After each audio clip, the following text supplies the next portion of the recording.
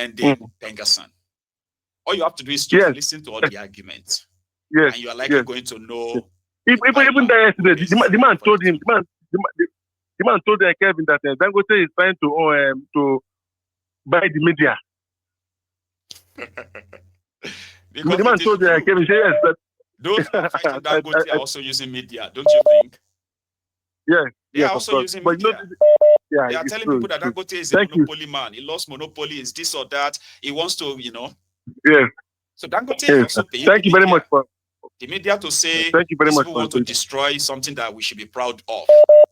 You get what I mean? They are all doing all of this. But Dangote is going to be the one that is going to win because Nigeria is a lawless place. Thank you very much, Baba. Thank you for the breakdown. Thank you very much. Thank you. Stay still, brother. Yeah, that's a brother. Thank you. So that's what I wanted to say before Pulapenga called in. So what then happened was that the impression that Dangote Refinery is Dangote Refinery is not totally true. You understand? It's not totally true. And I'm not making things up as well. Nigeria gave Dangote, right, a surplus cash of over $9 billion. I didn't make that up. I didn't say that. There is evidence, that document evidence over this. There is a visual, there's video evidence. So to the point that when they made this arrangement, it was around that COVID period when those who were supposed to fund Dangote's refinery construction and completion were unable to because of COVID. And you all know that, right? Then Bokwari and Emefiole put 1 and 2 together, ferry some of this cash with the promise. That's what Dangote said. Dangote said they would give him a certain amount of money. He will give them a certain amount of shares in the refinery. But Nigeria only gave him, this is what Dangote said, Nigeria only gave him $1.5 billion. But they promised him the crude oil equivalent of about $7 or $8 billion, that they didn't give him cash of 10 billion or 9 billion. That they promised to give him crude oil of that value.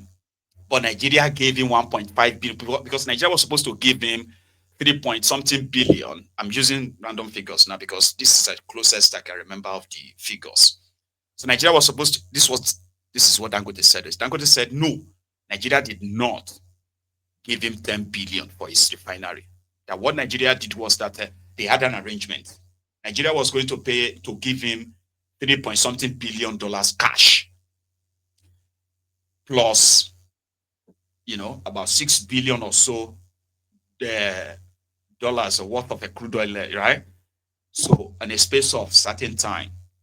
In return, Dangote will give Nigeria, which is the NNPC, on behalf of Nigeria, they will give NNPC Nigeria about 20% shares in the Dangote refinery when it is completed. But he said they only gave him $1.5 billion, and they gave him less than $100 million worth of crude oil.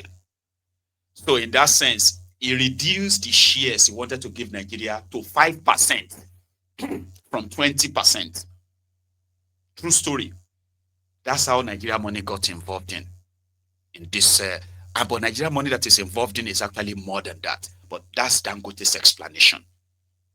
So he didn't single-handedly build any refinery. No, he didn't. Yeah, Nigeria messed up the arrangement they had with him. But that doesn't mean that Nigeria shouldn't still protect that they've done, at least. But don't be deceived. If anybody tells you that Dangote is trying to reduce the price of whatever for you, you will be too gullible to believe that. Don't ever believe that. Right? So, Dangote now felt like his own staff possibly have betrayed him. That he is fighting for his life when a supposed government agency said the product from his refinery that is certified pure, standard, or premium rather. An agency of Nigerian government said it is not, just to sabotage him. He fought that, he managed to wriggle around it, even though it is still there, but they pretended to have settled it. Then these truckers, it seems to have figured out how to get rid of them by bypassing them. But that seems to be not enough. So he now felt like, it's true, I agree that everybody should go and sign up. Everyone who wants to join PENGASSAN should go and join them. I didn't expect you to actually join them. Do you get that now? I mean, I didn't expect you to actually join them. Now you have joined them. I mean, so he sacked 800 that are like direct staff of the refinery. 800. But I think I had a video. I had a video of them still wondering what they are going to do with them. Look at them. This Dangote refinery and petrochemical stuff. The time now is 7:44, and they've been here since around 5:30. They've been denied access to go into the plant, and there is no prior communication. They've tried to talk with the securities as to why is this happening, and there has been no communication. They said we are going to be addressed by the superiors, and the superiors are yet to come and address us. So this is the situation right now on ground. We are saying this just to avoid a turnout of information. Something might be said which is not right. So this is the stand now. We are here and we've been denied access. So this is what is going on. Do you get that now? So you're like, you're all sacked. What did we do? So no, we don't trust you. We don't trust you. We thought all of you are with Dangote, and you went on to go and join PENGASSAN. So this is why the PENGASSAN are now saying they would. I've got a caller. Let's take it. Hello. Hello, Bayegu Baba. Yes, sir. Baba. I greet you. Good morning, good afternoon, good evening. Same to you, Baba. How are you? I'm fine. We thank God. Fantastic. We thank God for everything. Bayegu, I just want to thank you for the good work you are doing. Like, for example, this whole thing you said about Dangote and exposed, it's brilliant. It's very good. And the reason why I say this is that a lot of Nigerians do not know these things. A lot of Nigerians cannot even just read. Just simple Google of what NUPENG and PENGASSAN is. It's all about. And then, apart from the fact that they cannot read and enlighten themselves, they are still being coerced by the information that is being put out there by these sponsors or these people that are being sponsored by this. The infomedia war. Exactly. You get what I mean? People infomedia war. Because you can even be so educated, intelligent, and you won't even know that your mind is being managed. You won't even know. Mm-hmm. Exactly. Do you understand? Because what people don't understand is that NUPENG and PENGASSAN represent oil workers in the industry. That's right. Whether government, whether private. Mm-hmm. NUPENG is for those that are trade specialists, the truck drivers, the people that load the trucks with the crude oil. All those people that do the hard and all that. Mm-hmm. Exactly. All those technical people that didn't really go to university. No, I know they are like that's why I say they are trade specialists. Oil industry. Exactly. Oil industry. Exactly. Exactly. The men on ground doing the actual work with the crude and all that. That's right. Why the PENGASSAN is more or less like the elite of the NUPENG, like the supervisors, the accountants, those that actually work in the office, the engineers, the supervisors of those people doing that work. That's what PENGASSAN is. Do you understand? So, it was still on this your program. I saw that he put security men outside. I think you have played that video before, where he put security men outside and they allowed only Indians and Pakistanis in, and they kept the Nigerians outside. But I'm glad you mentioned exactly. I even have a clip of the guy who is that Indian guy who is their vice, what do you call that, CEO or something. That Indian guy exactly. who was talking about how he didn't give a shit about Nigerian this thing, they are this, they are that. Do you understand? Go on, Baba. But and you see, because when I see Nigerians trying to support Dangote, I ask myself, why are you supporting an elite? First of all, how can Dangote be the because they richest told them black Dangote has man? national pride, like they did Dangote Okay, Cement. if Dangote Cement, how can someone be the richest black man in a country that has the highest amount of poor people in the world? Does it make any sense? It doesn't. No. This man is only trying to abuse labor, and he's setting a dangerous precedence in the industry, because if Dangote can get away with sacking people because they joined, all other IOCs will start doing that. It's a matter of time. They'll start paying their workers crazy wages, abuse, no benefits, health benefits, all those things that are toxic. This is how it gradually. If you disagree, you get terminated right away. They will fire you, and there's nothing that will happen. Exactly. He's setting the precedent. Is exactly what is happening in the banking industry. Many people didn't know that there was a strong union in banks before Obasanjo came. There were strong union in banks. You can't just sack bank workers. What Obasanjo came to do that, he removes that from, I don't know what list, I put it in something like emergency list, like police. He now put banking like police, military. So you cannot go on strike. You cannot, if you go on strike, they can fire you and nothing will happen. Do you understand? And I think the most important thing to take away from this Dangote situation is that all these things he's doing reflect negatively on, we black people that are abroad. Do you understand? He has employed an Indian to manage his company. Do you understand? Indians know that it's an Indian that is heading Nigeria's indigenous oil company. Now he still fires them in a humiliating manner. Tell me how these people will not be racist and condescending towards us in this place. They are even racist and condescending towards black people. How much more now that he's doing it? They will be like, you guys are not even, you don't even have the brain to even get work in your own company, and you're coming here. Do you understand?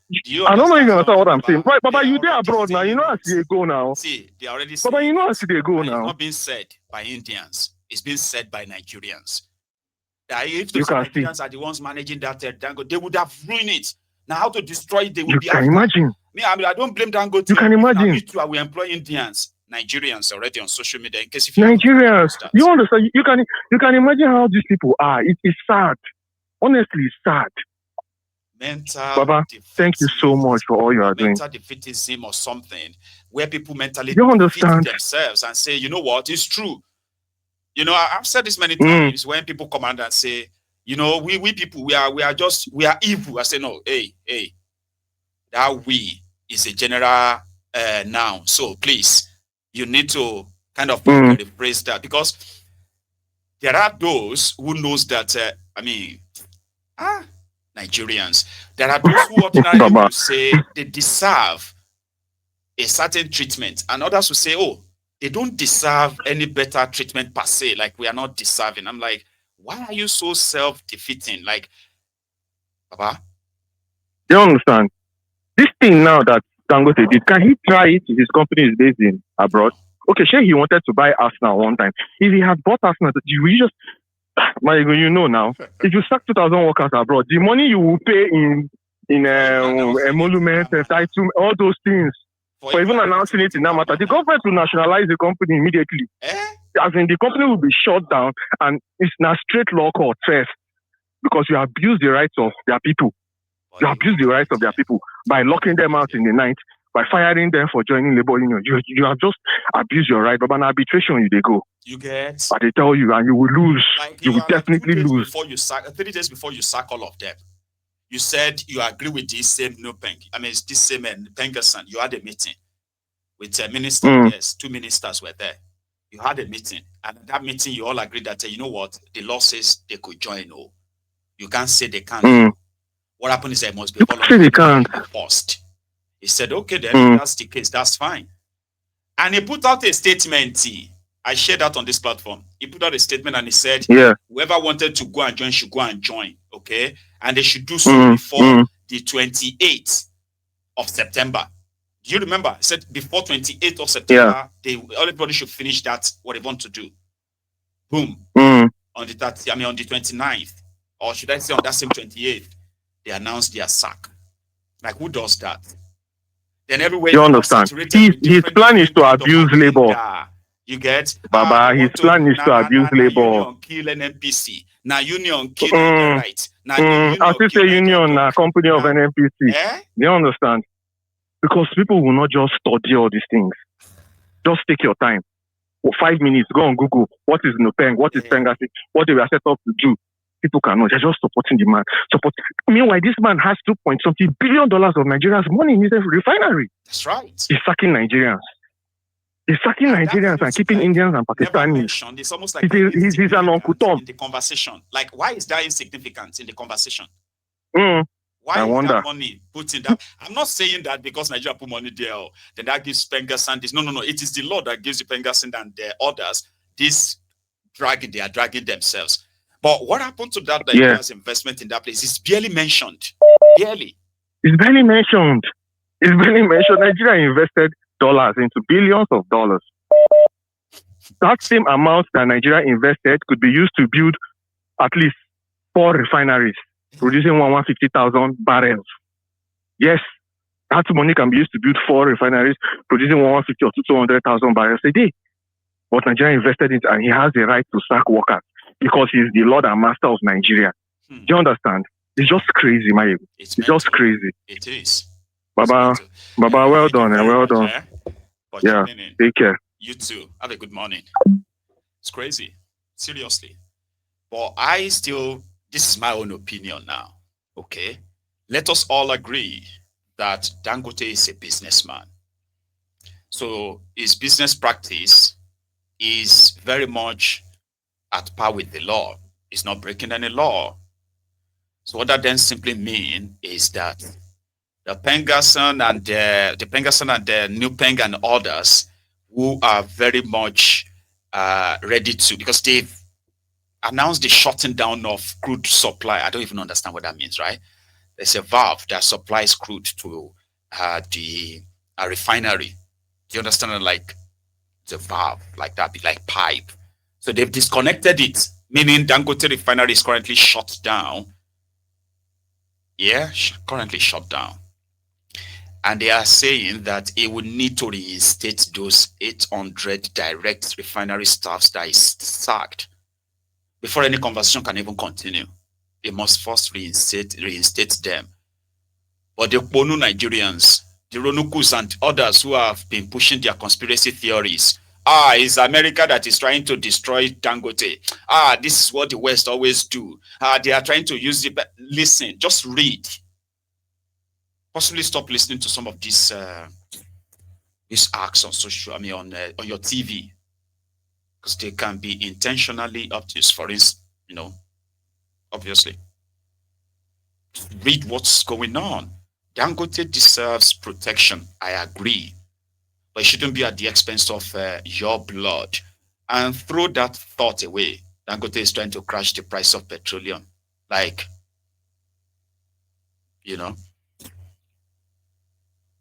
dead that thought to start with. Okay? And yeah, their law says their staff who are also they said their interests will be protected by their this or that. They said it is their law. Now, it may have the power to possibly cut them off and not make any much, I don't know how it's going to do that. They have, hang on, PUC, they call them Trade Union Congress. Yeah, that guy, that Afro guy, yeah. So it was on channels. I think it was with Shehu last night, because they are all now threatening to join the strike in forcing the hands of Dangote, or they would sabotage the operation of his refinery, starting with the shutdown that the PENGASSAN has already initiated, according to reports. Right? Now listen to this TUC guy concerning this Dangote refineries and PENGASSAN debacle. To the question as to how Dangote sees this situation, he sees this as a terror attack on the nation's economy, as a sabotage. And I remember former the military head of state and the military dictator General Sani Abacha, in his speech, this was when MK Abiola declared himself the president, the winner of that election. It was around the same time that PENGASSAN and NUPENG, I mean, it's just so sharp in my memory how the military dictator at the time, in his military uniform on the national television and the NTA at the time, declared NUPENG and PENGASSAN's action as illegal, disbanded the association's leadership, and says that they cannot do what they did. Similar to what we are having, are you worried that such a treatment can be melted on the association if it's seen as a sabotage on the economy, an economy that is trying to get back on stream after some kind of disruptions and economic problems that we have experienced in the past few months? Show the position, the people that fought that struggle then, they were given national award later on, 30 years later. The people that led that struggle then, they were not just given national awards, some were given posthumous award. Then the struggle that was led as a then, the agitation as a then, MK Abiola was pronounced as the Nigeria president that was never sworn in. So that has even vindicated PENGASSAN. That has even clearly shown that PENGASSAN, we are intellectuals. We are not rascals. We are knowledgeable people. We are people that understand how...